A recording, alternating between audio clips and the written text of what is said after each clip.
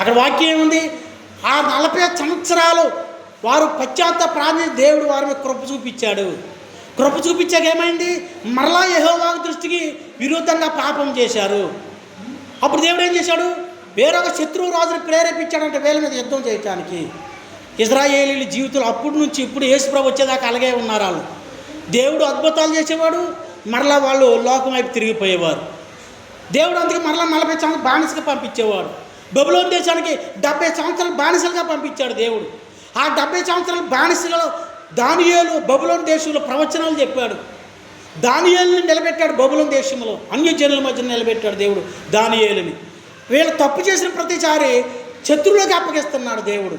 ప్రియమైన బిడ్డలారా, మనం కూడా పొరపాట్లు చేసిన ప్రతిసారి మరలా వీళ్ళు ఉపవాసం ప్రార్థన 40 దినాలు ఉపవాసం ప్రార్థన దేవుడు మరలా కొత్త సృష్టిని, కొత్త ఆశీర్వాదం, నూతన ఆశీర్వాదం, నూతన ప్రణాళికలను దేవుడు వారి కోసం ఏర్పాటు చేస్తున్నాడు. దేవునికి స్తోత్రం.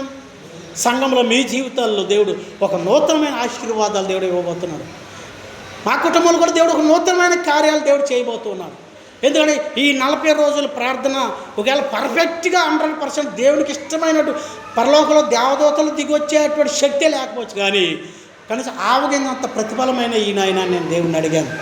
వ్యర్థం కాదు. దేవుని కోసం మనం చేసే ప్రయాస ఏది వ్యర్థము కాదు ప్రియమైన బిడ్డలారా. అందుకనే 40 రోజుల ప్రాముఖ్యత ఏంటంటే 40 రోజులు దేవుడు శోధించే సమయం, పరీక్షించే సమయం.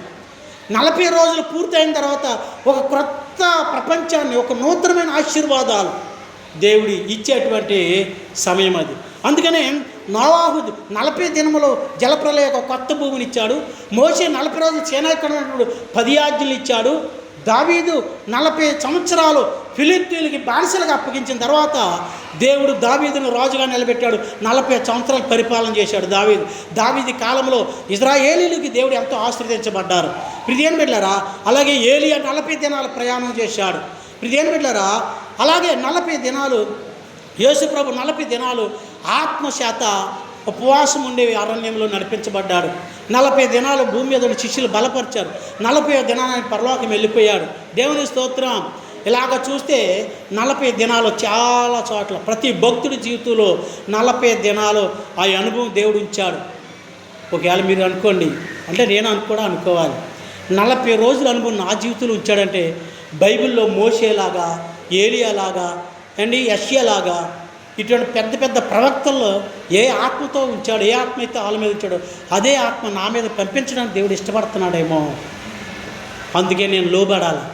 దేవుని యొక్క ఆలోచనకి నేను తగినట్టుగా నడుచుకోవాలా. నిజంగా 40 అనుభవాలు మనుషులు ఎవడు కూడా చేయలేడు. ఇది దేవుని ఆత్మే. ఈ రోజుకి నీరసం లేదు.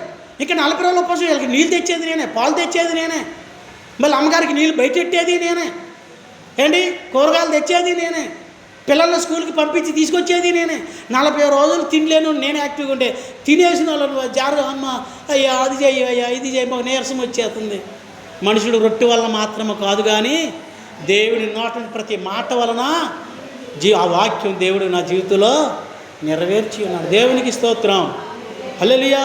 కాబట్టి ఇది అంతా నా గొప్ప కోసం ఏం చెప్పలేదు, అంటే ఆ ప్రాముఖ్యత మనకు తెలియాలని చెప్పాను 40 రోజులు. ఇంకోటి ఏంటంటే ఈ మందిరములో చాలా శక్తి ఉంది. ఈ మందిరములో దేవుని ఆశీర్వాదం ఉంది. ఇప్పుడు బైబిల్ మిషన్ ఆయన దేవదాస్ అయ్య గారు, ఏసన్న గారు అండి, ఇటువంటి భక్తులు అండి, అలాగే పాల్ దినకరన్ గారు, ఇటువంటి భక్తులకి ఈరోజు 4 సమాధులు ఎక్కడ ఉన్నాయో సమాధుల కాడికి వెళ్ళి దండం పెట్టుకుని ఆ మట్టి తీసుకుని వస్తున్నారు. ఎందుకని? ఆ దైవజనులు ఎంతో శక్తి ఉందని. నేను చచ్చిపోయాక కూడా ఈ మందిరంలో ఆ శక్తి ఉంటుంది. ఈ మందిరాన్ని వదిలి బయటికి వెళ్ళిన వాళ్ళు శ్రమల పాలైపోతారు. నేనున్నా లేకపోతే ఈ మందిరంలో అలా కూర్చుని వెళ్ళిపోండి 1 గంట అంతే. ఈ మందిరంలో ఆ శక్తిని ఉంచమని నేను అడిగా దేవుణ్ణి. ఎన్ని రోజులు ఉన్నామమ్మా? ఎన్ని సంవత్సరాలమ్మా? గతంలో 7 సంవత్సరాలు ఉన్నాం. ఇప్పుడు ఇది 8వ సంవత్సరం.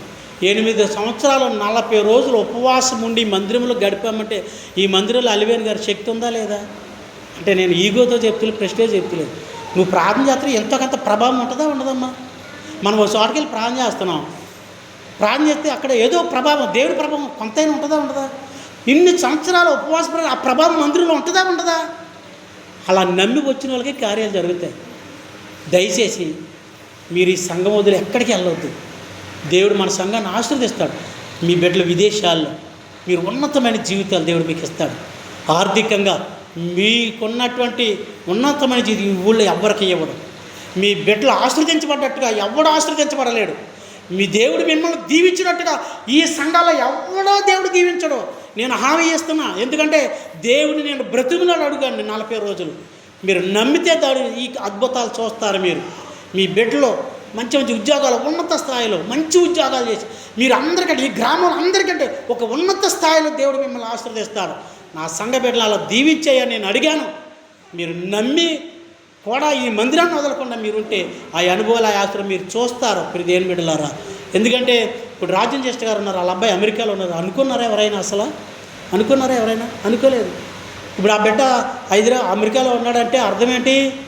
3 సంవత్సరాలు ఆగండి అయ్యగారు అంటున్నాడు నన్ను. 3 సంవత్సరాలు ఆగండి.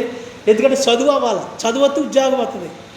ఉద్యోగం వస్తే ఏం చేస్తావు అంటే నేను ఒక్కడిని చాలండి మీకు అంటున్నాడు అండి. ఒక్కడు చాలంట. ఇప్పుడు అలివేని కొడుకులు కూడా అమెరికా వెళ్ళిపోయారనుక ఎలాగుంటుంది? ఆగండి, ఒక 2 సంవత్సరాలు ఆగండి అంట. ఇప్పుడు ఎంతమంది అయ్యారు? కళ్యాణి కూతుళ్ళు 2 అమెరికా వెళ్ళిపోయారనుక ఎలాగుంటుంది? ఇప్పుడు అఖిల కూడా అమెరికా వెళ్ళిపోయింది దానికి ఎలాగుంటుంది?